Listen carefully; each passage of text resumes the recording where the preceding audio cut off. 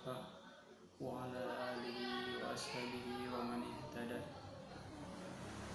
Asyhadu an la ilaha illallah al-malikul haqqul mubin wa asyhadu anna Muhammadan abduhu wa rasuluh shadiqul wa'dil amin. Allahumma shalli ala sayyidina Muhammadin wa ala alihi wa ashabihi ajma'in. Amma ba'du, qala Allah ta'ala fil Qur'anil Karim, a'udzu billahi minasy syaithanir rajim. Bismillahirrahmanirrahim. Alladzina amanu wa lam yalbisu imanahum bidzulmin ulaika lahumul amnu wa hum muhtadun. Wa qala Nabi sallallahu alaihi wasallam, fa inna Allaha harrama 'alan nari man qala la ilaha illallah yabtaghi bidzalika wajhullah. Alhamdulillah, marilah kita memanjatkan puji dan puji syukur kita terhadap Allah Subhanahu wa taala yang Maha berkat limpahan nikmat dan karunia-Nya, kita semua dapat berkumpul, bertemu, bermuwajahah. Mudah-mudahan meskipun di dalam kondisi seperti ini tidak menurunkan semangat kita, tidak menjadikan kita menjadi terpuruk di dalam menuntut ilmu di bulan Ramadan kali ini. Santri wa santria Pastor Salif rahimani wa rahimakumullah. Alhamdulillah, pada kesempatan kali ini kita dapat bertemu. Kesempatan kali ini kita membahas tentang kita bertemu dalam pelajaran akidah,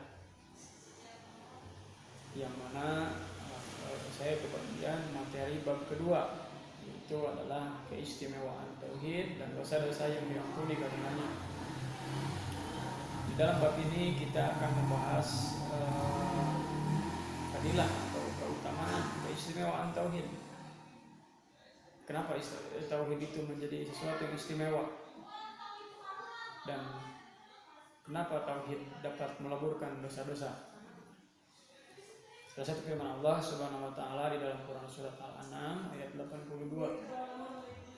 Allah Subhanahu wa taala berfirman yang berbunyi, Bismillahirrahmanirrahim. Alladzina amanu wa lam yalbisu imanahum bidzulmin ulaika lahumul amnu wa hum muhtadun. Artinya adalah orang-orang yang beriman. Sebagaimana yang setelah kita ketahui, yang dinamakan iman adalah tasdiqun bil qalbi, iqrarun bil lisan, amalun bil arkan. Dan tidak menodai keimanannya dengan kezaliman. Artinya orang-orang yang beriman dan yang walam yalbisu itu dari kata libasun, artinya pakaian. Pakaian itu sifatnya adalah menutup badan ketika digunakan. Maka ketika seseorang yang beriman tidak menutup dirinya, menutup keimanannya, dizalimin dengan kezaliman. Apa yang dimaksud kezaliman di sini? Kezaliman di sini aisyir adalah kemusyrikan. Para sahabat bertanya kepada Rasulullah SAW tentang pembahasan ayat ini. Artinya orang yang tidak menutupi diri keimanannya dengan dzulmin itu merupakan sesuatu syarat yang sangat berat. Kenapa? Karena setiap manusia itu pasti melakukan kesalahan. Manusia itu pasti melakukan kezaliman. Kalaulah kezaliman di sini diartikan sebagai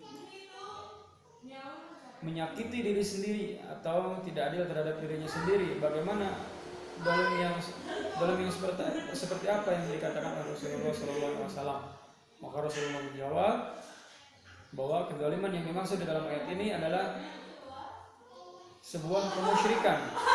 Artinya orang yang beriman yang tidak menutup keimanannya atau tidak mencampur keimanannya itu dengan kemusyrikan.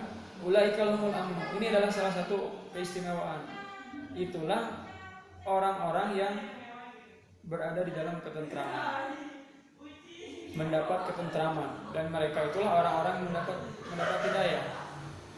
Nah ini bahwa ketika seseorang yang beriman bertauhid dan tidak mencampurkan keimanannya, ketauhidannya dengan kemusyrikan, itulah orang-orang yang mendapat ketentraman bagi mereka baik di dunia ataupun di akhirat. Dan mereka itulah orang-orang yang mendapatkan jalan hidayah. Orang-orang bertauhidlah yang mendapatkan hidayah. Sebagaimana salah satu firman Allah, innaka la tahdi man ahbabta walakinallaha may yasha. Tidak akan memberikan petunjuk kepada orang yang kau cintai, melainkan Allah akan memberikan petunjuk kepada siapa yang dikehendakinya. Artinya sekuat apapun ketika kita ingin memberikan hidayah, ketika ingin memberikan petunjuk kepada orang-orang yang kita cintai, kepada saudara kita, kepada tetangga kita, itu tidak akan terjadi apabila Allah tidak menghendakinya. Nah, seperti itu. Lalu salah satu hadis Rasulullah SAW yang diriwayatkan yang disampaikan dari Ubadah bin Samit menuturkan Rasulullah SAW bersabda, "Man syahida an la ilaha illallah wahdahu la syarikalah wa anna Muhammadan abduhu wa rasuluh wa anna Isa abdullah wa rasuluh wa kalimatuhul alqaha ila Maryam wa ruhum minhu wal jannatu haqqo wan naru haqqo wa dakhulahu Allahul jannata ala ma kana minal amal." Hadis Nabi SAW, barang siapa yang bersyahadat bahwa tidak ada sesembahan yang hak, barang siapa yang bersaksi bahwa la ilaha illallah, terhadap kalimat la ilaha illallah ay la ma'budu bihaqqin illallah, barang siapa yang bersaksi terhadap kalimat la ilaha illallah, sebagaimana yang pernah saya sampaikan bahwa kalimat la ilaha illallah mempunyai dua makna. Ada yang disebut dengan manfi dan isbat, ada yang harus dihilangkan dan juga ada yang harus ditetapkan. La ilaha harus kita tinggalkan, harus kita hilangkan, yaitu alihah, arbab, andad dan taubat. Lalu kita harus tetapkan illallah, kita harus mengharapkan segala sesuatu hanya kepada Allah, kita harus takut hanya kepada Allah. Ketika kita bermaksud tujuan melakukan amal, maka kita harus bertujuan atau memaksud amal tersebut hanya kepada Allah. Dan ketika kita mencintai, kita harus mencintai kepada Allah wahdahu la syarikalah, terhadap satunya Allah, la syarikalah, dan tidak musyrik, tidak menyekutukan Allah.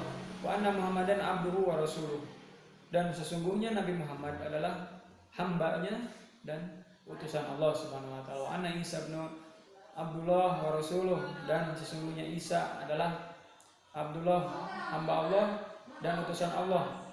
Dan ini juga harus kita saksikan bahwa Nabi Muhammad adalah abduhu, artinya adalah hamba Allah. Berarti dalam kalimat ini menafikan bahwa Nabi Muhammad tidak boleh disembah. Artinya Muhammad itu hanya seorang hamba, wa rasuluhu, dan Nabi Muhammad SAW hanya seorang utusan Allah. Wa anna Isa bin Abdullah wa rasuluh, dan Nabi Isa hanyalah seorang Abdullah, seorang hamba Allah dan utusan Allah. Di sini juga dikatakan berarti Nabi Isa tidak berhak atau tidak boleh disembah, tidak boleh dituhankan, sebagaimana yang terjadi pada saat-saat ini. Ada yang menjadikan Nabi Isa itu sebagai Tuhan. Kata di dalam hadis ini dikatakan wa Isa bin Abdullah, sesungguhnya Nabi Isa itu hanyalah seorang hamba Allah dan utusan Allah. Wa kalimatuhu alqa ila Maryam, dan kalimatnya yang disampaikan kepada Maryam, serta ruh daripadanya, dan surga itu benar adanya. Oh, ini menjadi berita dari Allah bahwa surga itu betul adanya, bukan kabar belaka yang wajib kita imani. Neraka juga benar adanya, wal naru hakun, dan neraka benar adanya, maka Allah pasti akan memasukkannya ke dalam surga betapapun amal yang telah diperbuatnya.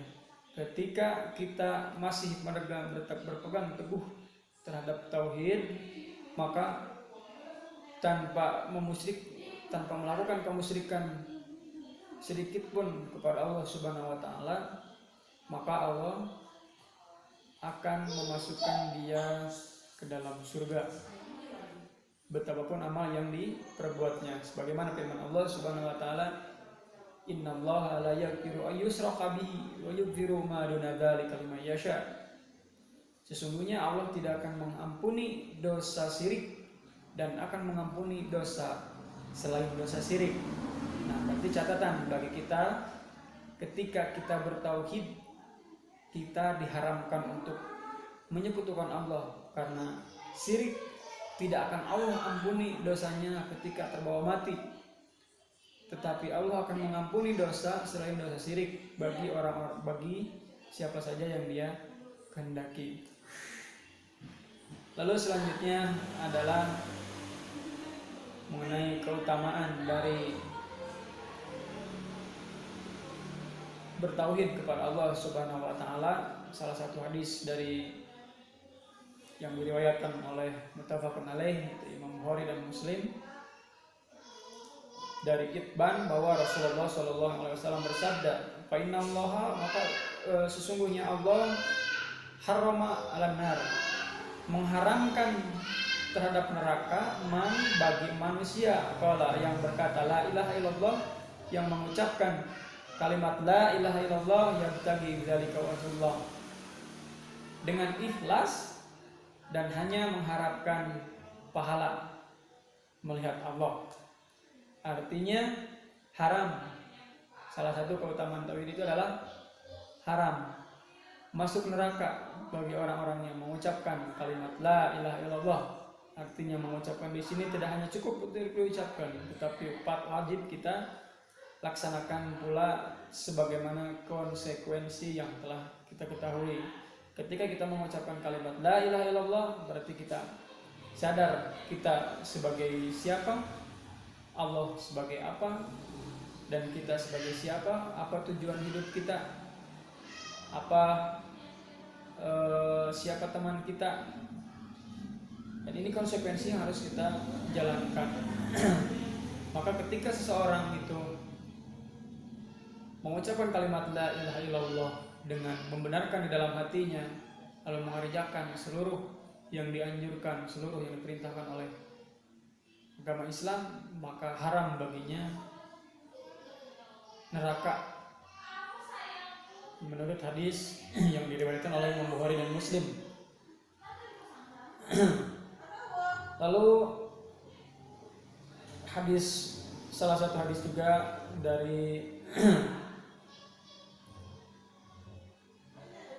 diriwayatkan dari Abu Sa'id Al-Khudri bahwa Rasulullah SAW bersabda, yang artinya Musa berkata, ya Rob, ajarkanlah kepadaku sesuatu yang untuk mengingatmu dan berdoa kepadamu. Allah berfirman, ucapkan hai Musa la ilaha illallah. Musa berkata, ya Rob, semua hambamu mengucapkan itu. Allah menjawab, hai Musa, seandainya ketujuh langit serta seluruh penghuninya selain aku dan ketujuh bumi diletakkan dalam satu sisi timbangan, dan kalimat la ilaha illallah diletakkan pada sisi lain timbangan, niscaya kalimat la ilaha illallah lebih berat timbangannya. Hadis riwayat Ibnu Hibban dan Hakim sekaligus mensahihkannya. Artinya di sini adalah ketika Nabi Musa berkata kepada Allah Subhanahu wa taala, meminta ajarkanlah kepadaku sesuatu untuk mengingatmu dan berdoa kepadamu. Allah Subhanahu wa taala menjawab, maka katakanlah hai Musa la ilaha illallah. Lalu Nabi Musa menjawab, ya Rabb, semua hambamu mengucapkan itu. Artinya dari sini kita patut pelajari, mengucapkan kalimat la ilaha illallah itu bagi lisan kita merupakan sesuatu yang ringan, karena setiap orang mampu untuk mengucapkannya. Lalu Allah Subhanahu wa taala menjawab, "Wahai Musa, seandainya ketujuh langit serta seluruh penghuninya selain aku dan ketujuh bumi diletakkan dalam satu sisi timbangan, dan kalimat la ilaha illallah diletakkan pada sisi timbangan yang lain, niscaya kalimat la ilaha illallah lebih berat timbangannya." Artinya kalimat la ilaha illallah itu ketika kita mengucapkan dan mengamalkannya, maka ketika kita terus berpegang teguh terhadap kalimat la ilaha illallah, maka itu merupakan pemberat yang tidak dapat ditandingi oleh amal apapun, oleh perbuatan dosa apapun, ketika kita masih berpegang teguh terhadap kalimat la ilaha illallah. Nah, itulah para santri wa santriyah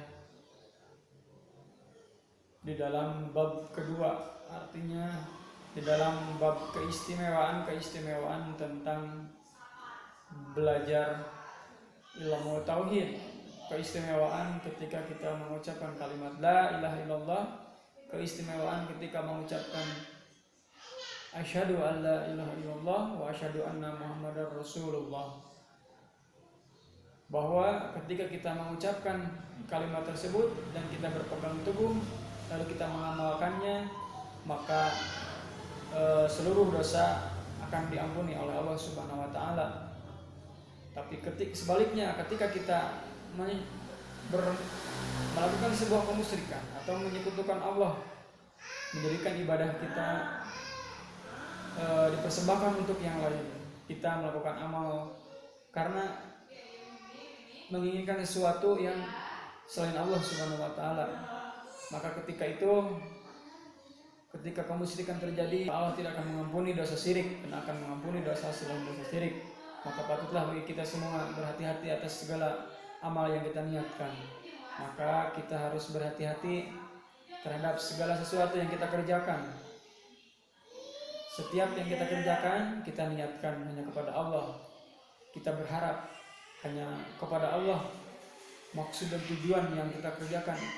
Dan ketika kita mencintai, hanya mencintai karena Allah Subhanahu wa taala.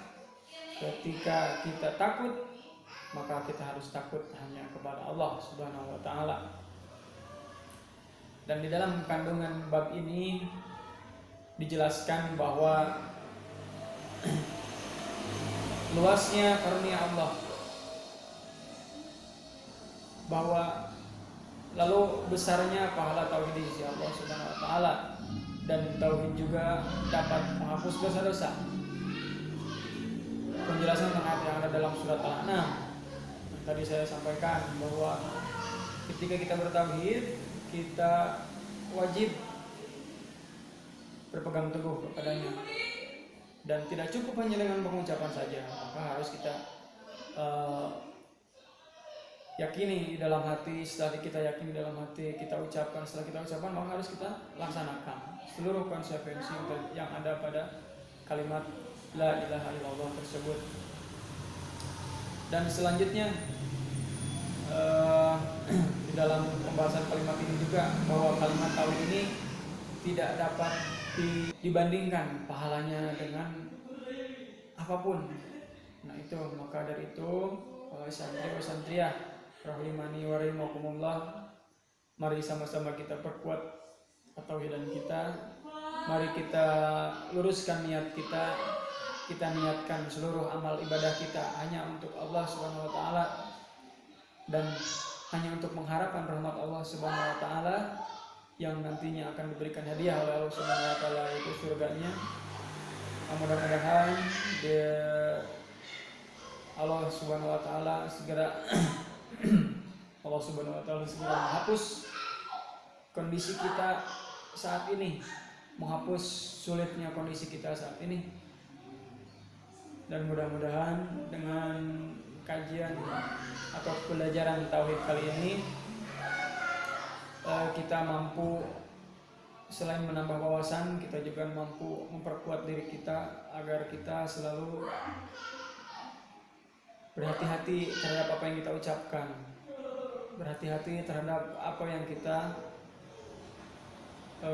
yakini, dan kita harus berhati-hati terhadap seluruh amal perbuatan kita. Kalaulah salah sedikit saja, maka amalan kita akan menjadi sia-sia. Nah, itu saja mungkin dari Ustadz. Untuk tugasnya silakan apa yang saya sampaikan dirangkum, dan nanti di hari terakhir seperti biasa dijadikan makalah dan dikirimkan kepada wali kelasnya masing-masing. Nah, sekian untuk pembelajaran saat ini. Wabillahi taufiq wal hidayah. Assalamualaikum warahmatullahi wabarakatuh. Subhanakallahumma wa bihamdika asyhadu an la ilaha illa anta